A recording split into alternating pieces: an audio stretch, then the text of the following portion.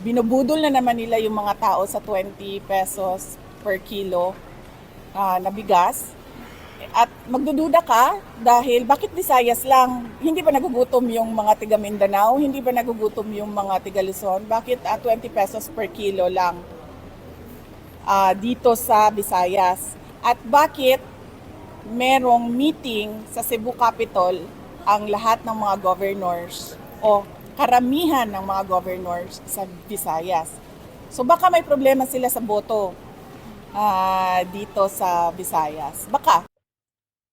Yan po ang komento ni Vice President Inday Sara dito sa ginawa ng gobyerno Marcos na mag-distribute ng bigas na 20 pesos per kilo sa Visayas.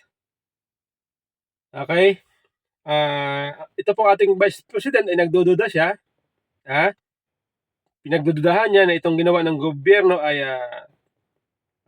seryoso ba? Base po sa pananaw ng ating Vice President, ito po ay may kinalaman sa paparating na eleksyon sapagkat doon po sa Visayas ay mahina itong alyansa na pambato ng administrasyon. Okay? At hindi lang po ang si Vice President ang nagdududa dyan. May mga grupo rin na duda dito sa motibo ng ating gobyerno kung bakit doon lang sila naglagay ng murang bigas sa Visayas. Eh marami naman nagugutom na mga Pilipino sa buong bansa. Okay? Maging itong grupo ng Bantay Bigas ay nagsalita din po tungkol dyan. Ito po ang komento ng tagapagsalita ng grupo ng Bantay Bigas sa panayam ni DJ Chatsa at Ted Filon. Kasama na po natin sa linya ang spokesperson ng Bantay Bigas. Ukol pa rin po dito sa desisyon nga po ng DA at ng gobyerno na pagbebenta ng 20 pesos per kilo na bigas. Miss Cathy Estavillo, magandang umaga po. Ay, hello. Magandang umaga sa iyo, DJ. Magandang umaga siyempre sa lahat ng nakikinig at sumusubaybay sa inyong programa. Yes, salamat po Miss Cathy. Ito po, diretso tayo agad. Ano po ang reaksyon ng inyong grupo dito nga po sa plano ng DA na pagbebenta po ng 20 pesos per kilo na bigas sa Visayas po sa susunod na linggo? Oo, actually, 3 years in the making to, no? Kasi nung nangampanya si BBM nung 2022, pinangako niya na magkakaroon ng 20 pesos per kilo. Ngayon, after almost 3 years, ay ito, maglalabas na sila ng 20 pesos per kilo na matagal nang hinahanap ng malawak na bilang ng ating mamamayang Pilipino, lalong-lalo na yung mga ordinary consumers natin. Ang nakapagtataka, bakit sa given yun sa PSA, meron 14.5 million na nagsasabi na sila ay nagugutom. So meron siyang isang malaking katanungan, bakit sa Visayas lang ito ilulunsad? Meron din po sila naging sagot dyan po sa katanungan nyo na iyan. Ang sinasabi niya, doon daw po nila nakita sa area na yon pinakakailangan nitong 20 pesos per kilo na bigas. Ano pong tugon nyo doon, Miss Cathy?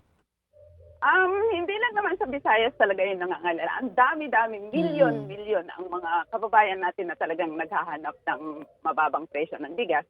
Nung nangako sila doon sa food security emergency na magkakaroon na ng 35 pesos per kilo, that was February 3. Kung hindi tayo nagkakamali, hinanap ng ating mga magsasaka kasi sa press releases nila talagang magkakaroon na.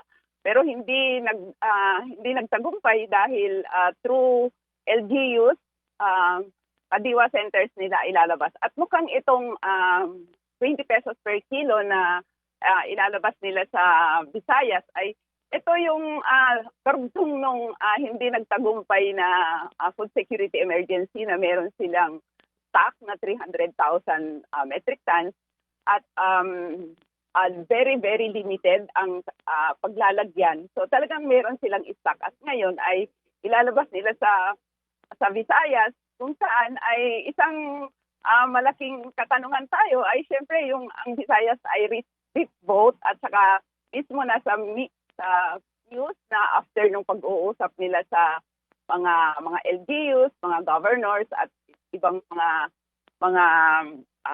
officials diyan sa buong Visayas ay ito yung nagkama-out sila ng ganitong skema. So para sa Bantay Bigas ay matutulad lang din ito dun sa mga band-aid solutions niya mula nung naupo, no, yung food security emergency, yung rice for all, yung MS maximum suggested retail price na hindi naman nagresulta ng pagbaba ng presyo ng bigas sa palengke dahil sobrang limited mga indigent ang pwedeng pabili at limited volume ang kanilang ang bibili. So isang another band-aid solution at the same time ay para ma-boost yung kanyang trust rating dahil alam natin na talagang bumaba ng todo yung trust rating niya. Oo. So para po sa inyo, kagaya din ng pagtingin ng ilang grupo ng mga magsasaka, ito po parang poll gimmick lang, pampabango po ng kanilang imahe sa paparating na eleksyon? Ay, oo, para sa amin ganun din. Ganun yung pagtingin namin. Kasabay So, yan po ang komento nitong grupo ng Bantay Bigas. Duda po sila dito sa motibo ng gobyerno ng kung bakit doon lamang sa Visayas nagligay itong gobyerno. Sabi nga dyan ng tagapagsalita ng Bantay Bigas, ito daw pong ginawa ng gobyerno ay isang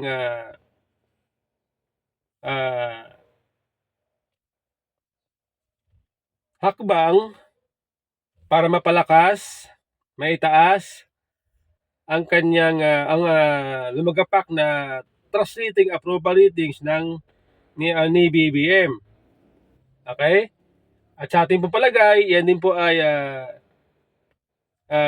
hakbang ng administrasyon para matulungan ang kanilang kandidato. Kasi nga po sa Visayas, ramdam natin na ang mga Bisaya ay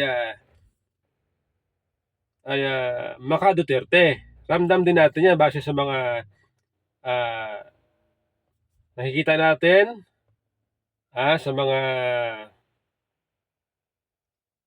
rally. Nakikita natin yan. Maging sa mga social media post ng mga tumatakbong lokal na kandidato doon sa Visayas, halimbawa sa Cebu, nakikita natin po yung mga komento, yung mga reaction na pumapabor sa pambato ng PDP, lokal man o nasyonal. Yung mga reaction, yung mga komento, binabasihan natin kung sino ba ang napupusuan, majority, ng mga Bisaya. Nakikita natin, pabor po sa pambato ng Duterte, ng mga Duterte. Kaya ngayon, dahil po dyan sa sinabi ni BP Sara at sa komento nitong tagapagsalita ng Bantay Bigas, ay may sagot po dyan itong si Claire Castro na tagapagsalita ng Malacanang. Okay? Ito po sabi niya, sana po sa mga leader, ang tunay na leader at ang tunay na Pilipino ay dapat sumuporta sa kapwa Pilipino. Napakaganda po. Napakaganda ng sinabi nitong si Atty. Castro. Kaya lang, ay tayo po kasi parang hindi po kumbinsido na seryoso sila sa kanilang panawagan. Hindi po tayo kumbinsido na sila po ay nagsasalita na base sa galing sa puso. Sapagkat kung titingnan natin ang nangyayari, baliktad po. Dahil sila, ang ginagawa nila, inaatake itong mga kalaban nila sa politika. O, halimbawa na lamang itong issue sa Vice President. Okay, sino ba ang nagsimula niyan? Saan ba nagsimula yan? O di ba sa Kongreso? Confidential Fund?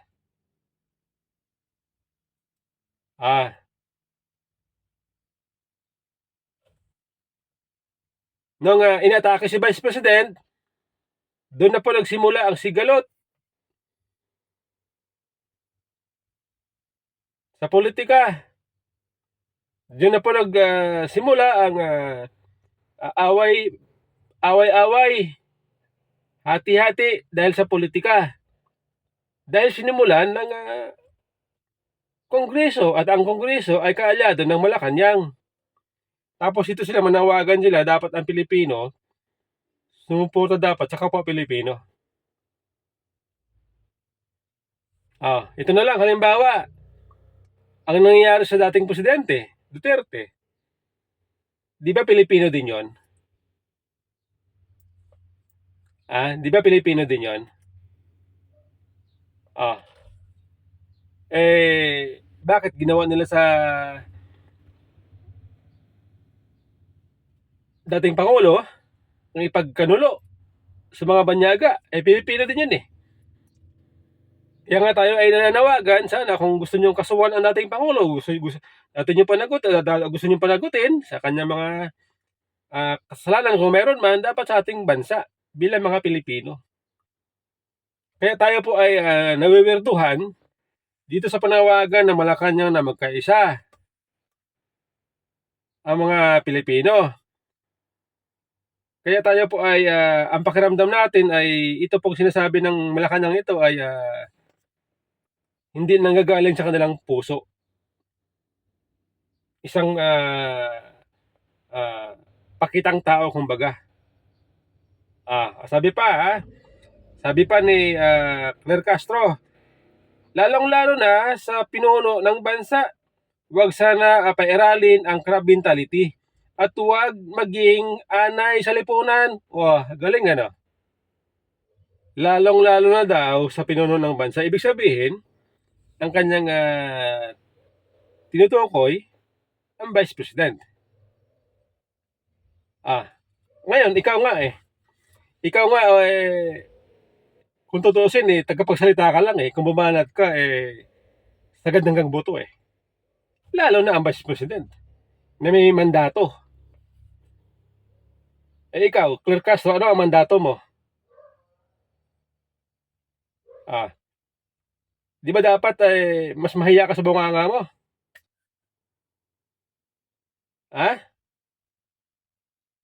Umuupa ka. Pag ikaw ay inupakan, galit ka. Ngayon, sinasabi niya, wag daw pairalin ang crab mentality. Una-una, tanong ko ito, di ba itong bansang ito ay demokrasya?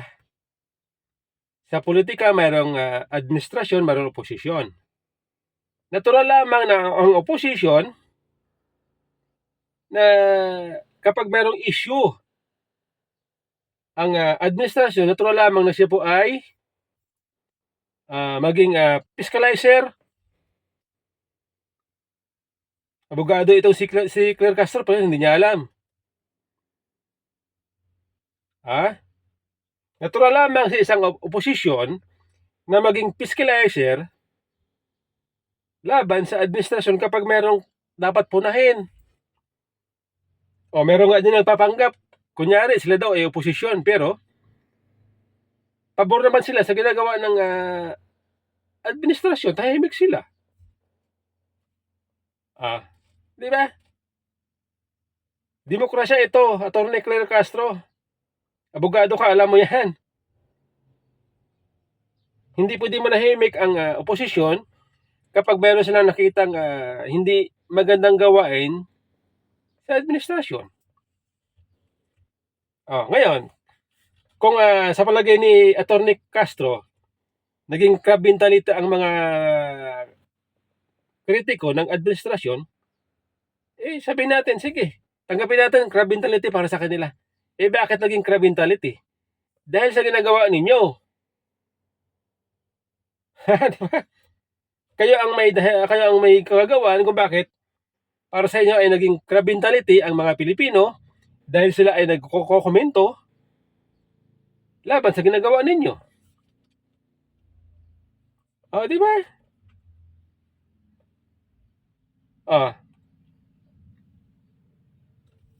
Alam po ninyo ha,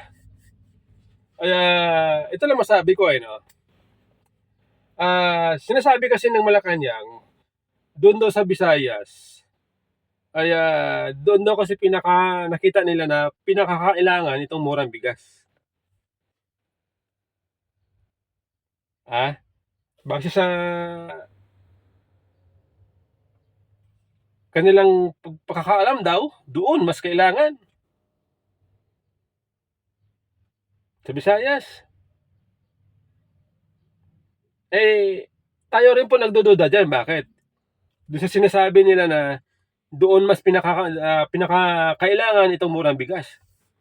Sa aking palagay, ito aking opinion ko lamang, tama, doon nga nakita nila na kailangan itong murang bigas na ito dahil doon sa Visayas, mahina ang alyansa, mahina ang pambato ng administrasyon. Kaya sa aking palagay, nasabi nila na doon mas kailangan lagyan ng murang bigas dahil doon sila mahina. At duda-duda pa ang timing kung bakit palapit na yung eleksyon, saka sila naglagay ng murang bigas doon sa Visayas. Kung ayaw nila maging crab mentality ang mga tao, ang mga kritiko, dapat tinatapos muna nila ang eleksyon. Total, malapit na, ilang araw na lang. Dapat tinatapos muna ang eleksyon, saka ilagay itong proyektong ito kung talagang sila. Talagang kung ang kanilang motivation ay para tumulong sa tao. Di ba dapat ganon? Kung ayaw nyo pagdudahan ng mga kritiko, wag kayong gumawa ng mga hakbang na kaduda-duda. Di ba? Tapos ngayon sasabihin nyo, crab mentality. Kayo ang gumawa, kayo ang dahilan kung bakit naging crab mentality ang mga tao para sa inyo. Ang tanong natin, bakit kailangan idaan sa mga politiko, gobernador? Kasi base dyan sa sinasabi ni BP Sara, miniting daw ang mga gobernador sa Visayas. Ang tanong ko, ito ba ang pag-meeting ng Pangulo? Pag-meeting ng Pangulo sa mga gobernador sa Visayas? Nangangahulugan na itong murang bigas na ito ay idaan sa kanila? Ang tanong natin, kung totoo ang ating hinala, bakit kailangan idaan sa politiko? Sa gobernador? Nandyan naman ang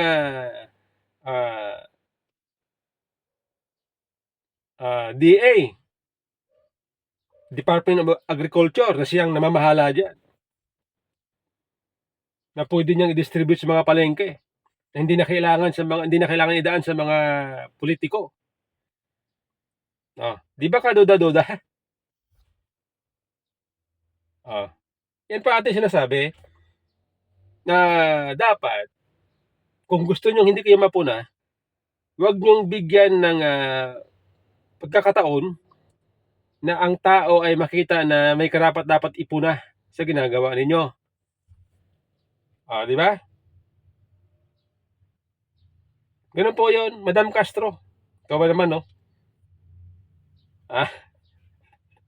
Ikaw ba naman, Madam Castro? Ang galing-galing mo mang opak. Ang lakas ng loob mo mang opak. Pag kayo inupakan, sasabihin nyo, kung ano-ano. Ano pa sabi niya, ha? Makiisa tayo para matupad ng Pangulo at ang pamahalaan ang aspiration para sa taong bayan. Ha? Paano ka makiisa kung mali? Ha? Paano mo makukumbinsi ang mga tao na makiisa sa gusto ninyo kung mali? Ano gusto nyo? Konsintihin ang gawaing mali?